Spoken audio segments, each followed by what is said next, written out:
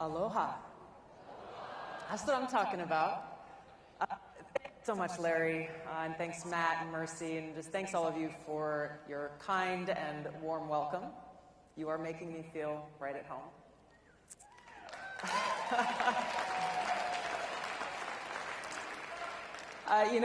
Before I get started, I just wanted to ask if we could just for a moment and talk about Ukraine and what is going on there. I had never been to Eastern Europe until I actually went on my R&R leave for my first deployment in Iraq. Instead of going back to Hawaii, I chose to go to Eastern Europe. I went to Poland, visited Auschwitz, visited the ghettos in Warsaw, and then I went to Ukraine, and I made some wonderful friends there. People who I became closer to as the years went on, and like so many people who are stuck in Ukraine right now. Many of them are stuck in Kyiv, others are trying to make their way to the border with Poland, afraid, worried for their loved ones, their husbands unable to leave, and it's heartbreaking. It's heartbreaking to see this tragedy play out. So I just wanted to ask if we could just pause for a moment of silence and send our prayers for their safety and for their well-being.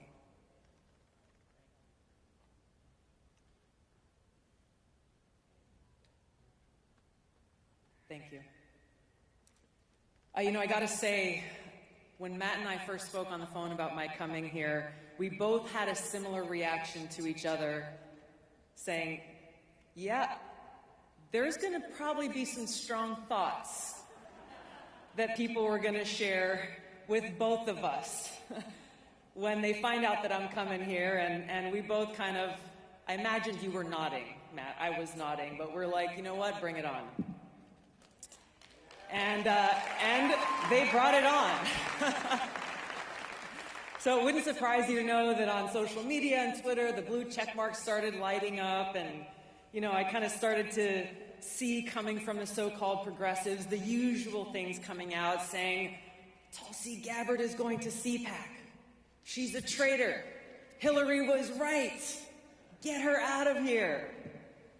And then I started to see the things coming up from so-called conservatives, mostly directed at Matt, saying, how dare you? Don't you know she's a Democrat? Cancel her, disinvite her, lock the doors, don't let her in.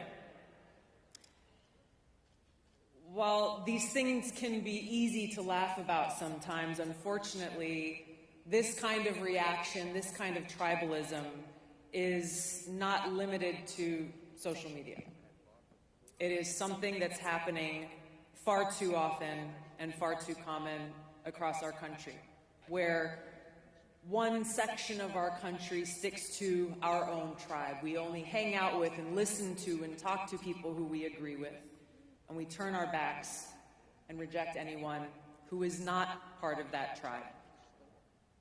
But this kind of tribalism is dangerous, and it's emblematic of an erosion of a spiritual foundation in this country. It's emblematic of this lack of recognition that we are all God's children, that we are one nation under God, and knowing that inspires us. It inspires us to look within and find that fundamental respect and care that we should have for one another. And so when I came out here, I said aloha because this is what aloha really means. Everyone's heard the word aloha. Most people think it means hello and goodbye, but there's a reason why we greet each other with aloha, and it's because of the deeper meaning there where it says, I recognize that we are all children of God, and I come to you with respect, and I come to you with this heartfelt love, that no matter where we come from, the color of our skin, our religion, or even our politics, we respect each other in that spirit of aloha.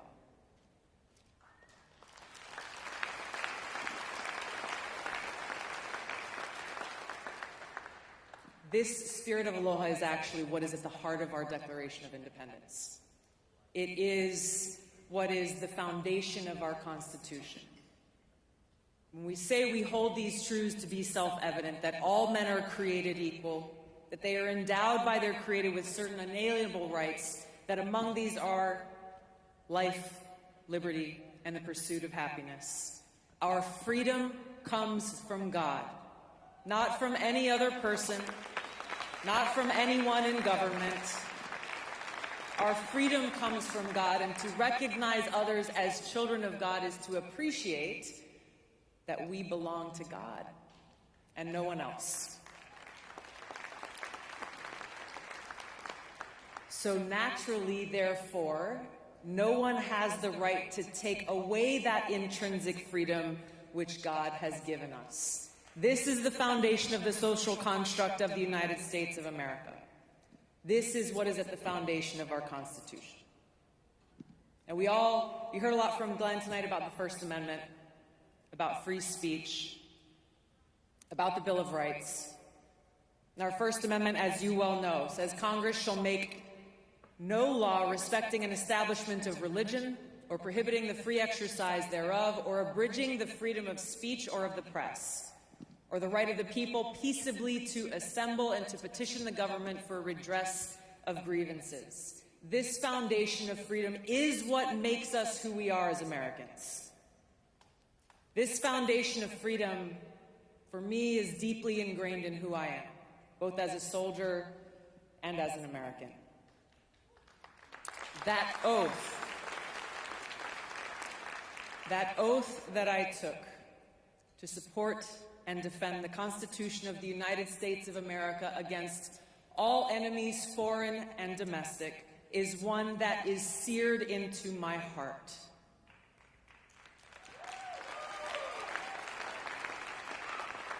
Now, I know we have many veterans here in the hall tonight, many who are watching from home, those of you who have worn or still wear the uniform. You know exactly what I'm talking about. You know how serious we take this oath. And like the many great Americans that we've had the privilege of serving alongside, the great Americans who have come before us, upon whose shoulders we stand, we are united in this unwavering commitment to freedom. We recognize that while we may disagree with what you say, we are willing to lay our lives down to defend your right to say it. That is freedom.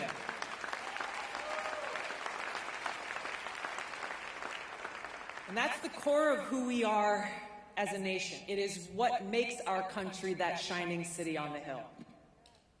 So as long as we're committed to this foundation of freedom that's enshrined in our Constitution, our Bill of Rights, we can recognize our differences and work together based on that common ground. Coming from that common foundation of freedom, we can overcome the great obstacles and challenges that we face. But if we are not committed to this freedom that is so clearly spelled out in the Bill of Rights, we are doomed to fail as a country. Unfortunately, we have too many Americans, including leaders in positions of great power in our country, who are not at all committed to upholding the Constitution. We have many Americans who don't even know what the Bill of Rights are. They think free speech is something that should only be left to those who agree with them, saying, hey, if you know what, if your speech offends me or if it offends anyone, then you should not be allowed to say it. This is where we are as a country. We have too many people in positions of power whose foremost responsibility is to protect our freedoms and uphold our God-given rights, and yet they are the ones who are actually trying to take these rights away from us. This is the biggest threat to our country. It is not coming from some foreign country. It is coming from power elite here at home and their co-conspirators in the mainstream media and the security state who are working to undermine our freedoms from within.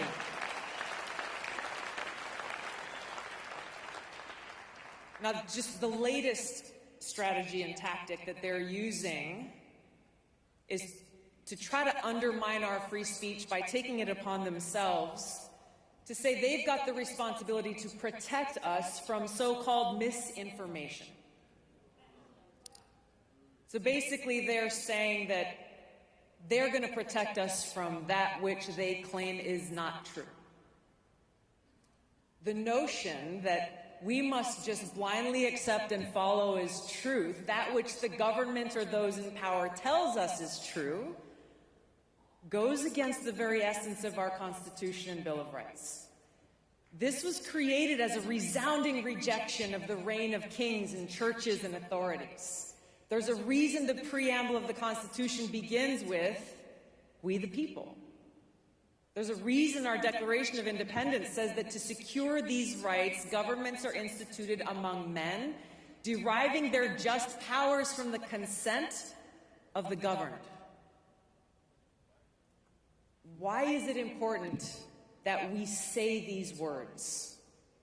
Why is it important that we remember them, that we actually understand why they serve as the bedrock of this country? The reason why it's important is because in defiance of the Constitution, we now have leaders in our government working with their mouthpieces in the mainstream media and big tech, doing exactly what our founders rejected. And they're doing so backed by the most lethal force on earth, as they appoint themselves as the sole authority and voice of truth, of information. They get to decide what is true and what is false. They get to decide what is information or misinformation. And they expect we, the people, to just blindly accept and follow. This is where we're at today. It is in direct opposition to the Constitution that the power elite is actively suppressing voices, opinions, and information that they don't like. That those who dare to even question the authority are accused of spreading misinformation and are therefore targeted and smeared and canceled and silenced. We've seen their playbook over and over again. Discredit and censor anyone who challenges them. Why? Because they know that their propaganda will not hold up to scrutiny. That rather than engage in debate on substance, or even answer very simple questions about their policies, they instead immediately resort to smears and name-calling.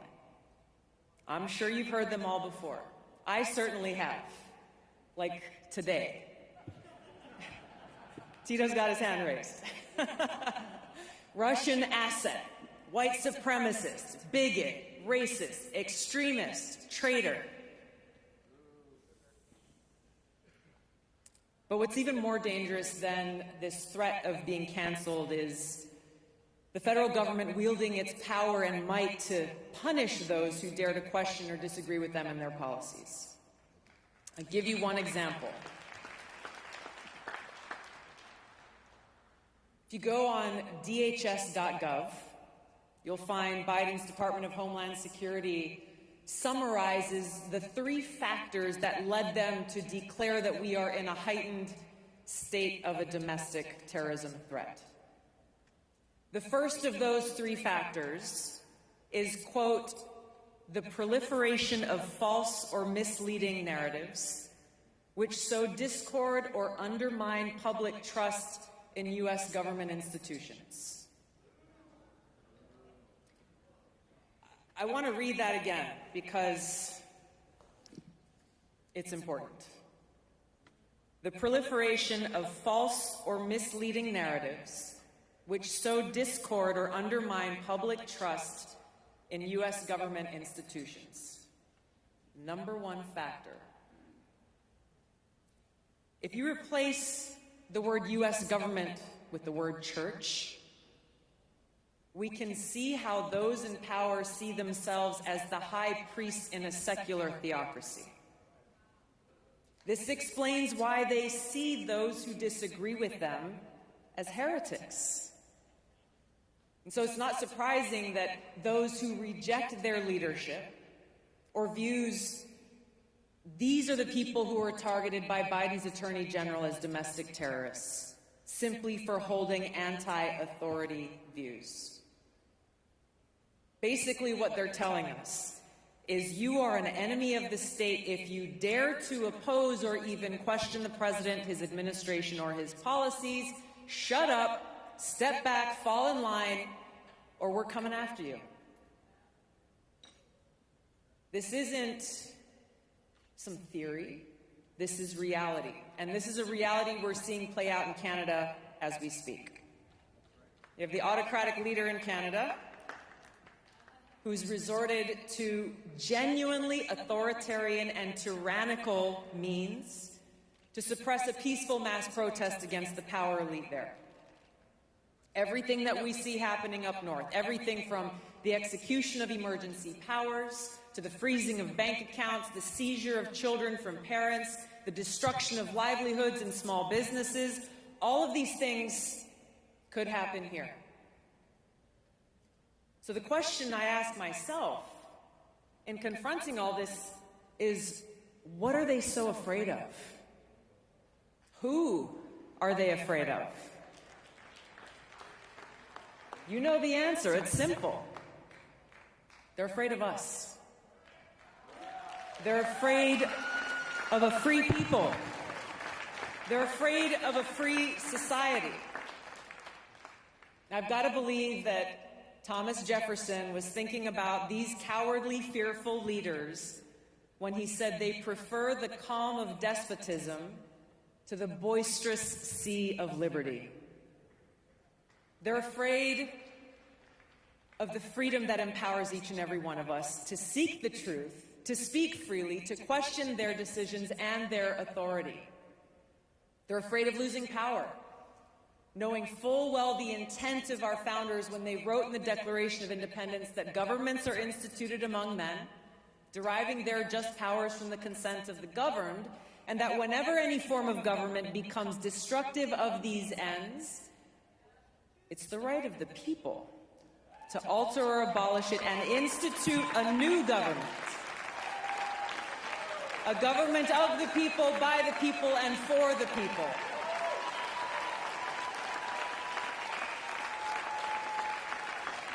This is what scares them. And this is what empowers us.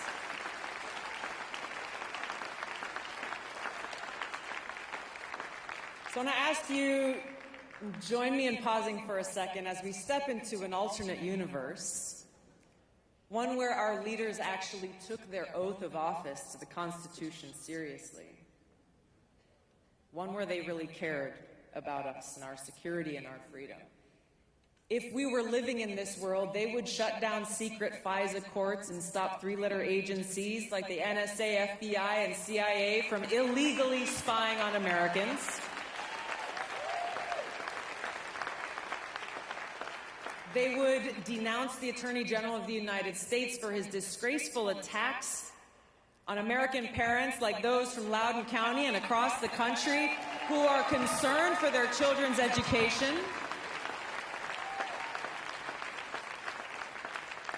I got to say a quick hello to the parents here. I've had the privilege of spending some time with the amazing parents from across the country and parents defending education, many of whom have never been involved in politics before. But now they are in the trenches, standing up and fighting for their kids. Fighting against boards of education and politicians who believe that parents don't have the right to raise their own children. In this different world, our leaders would haul James Clapper before a judge to answer for his lies to Congress about how the government's collecting information from all of our phone records. And they would support the Durham investigation into Clinton corruption in 2016 and beyond and make sure that those responsible are held accountable.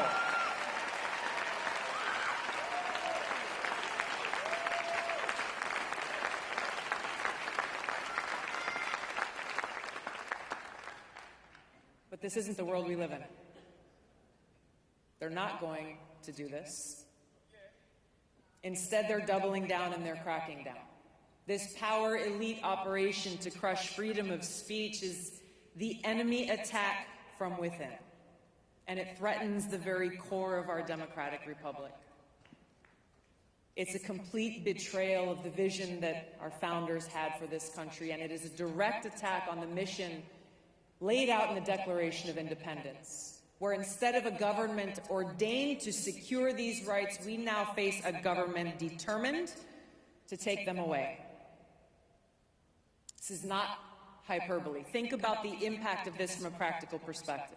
How can we vote, let's say, to choose a president when we do not have the freedom to actively participate in the marketplace of ideas? We don't have the freedom to share our opinion, to listen to other perspectives, to ask questions, to challenge the establishment narrative, and then assess, consider our options, and make our own informed decisions about who we want to take on that awesome responsibility and serve this country as Commander-in-Chief. We can't do this as long as we live in a society that's filled with intimidation and fear of being targeted, of being canceled, being intimidated into self-censoring just because we don't want to lose our jobs so that we can provide for our families. And this is the point. What makes it even worse is they're saying they're doing it for us. They're saying that they want to protect us people from being exposed to misinformation, which really reveals how they actually feel about us, how little they respect the American people. That what they're saying is, you know what, you're too stupid to think for yourself, to discern for yourself, to make your own decisions, so big government knows better for you than you do for yourself. This is authoritarianism. Yeah, I agree. This is authoritarianism. It is not freedom. It is not a democratic republic. And by rejecting our Bill of Rights, they have rejected our Constitution and therefore are the greatest threat to our republic. And therein lies the hypocrisy of the Biden-Clinton neocon, neolib establishment foreign policy, of misusing our military men and women by sending them out to be the policemen of the world, overthrowing dictators we don't like while turning a blind eye to the ones that we do, all in the name of spreading democracy and defeating autocracy. But they're hypocrites. They proclaim that we must go to war to spread democracy and freedom while they actively work to undermine our democratic republic and our freedoms right here at home. And they use crises, emergencies, times of war, whether it's a Cold War or a hot war, to embolden the security state and infringe on our liberties and rights. We saw it with the Patriot Act. We saw it with COVID. We're seeing it happening now in the name of democracy as, again, our government works with big tech to censor misinformation about what's going on with Russia's war with Ukraine. Once our rights are taken away, the government does not willingly give them back. So what do? Each of us in our own way and together must take a stand to protect our freedoms and rights, make our voices heard, hold our leaders accountable, force our leaders in Washington to take their oaths to uphold the Constitution to heart and take action, pass legislation that restores and protects our freedoms and liberties. I tell you, I served in Congress for 8 years. Right now, there are too many Democrats and Republicans, some of you might have heard from this week, who talk a good game about civil liberties, but when it comes time to cast that vote on things like getting rid of secret FISA courts and protecting our Fourth Amendment rights to privacy, they vote on the side of the power elite and against liberty.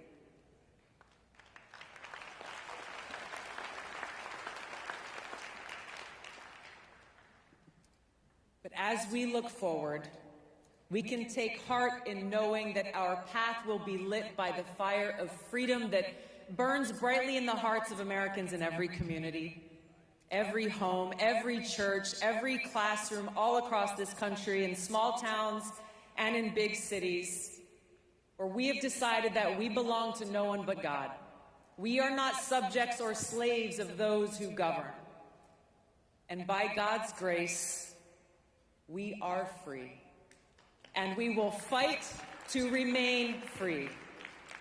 Thank you so much for having me here today. May God bless you. May God bless America. Aloha. Thank you.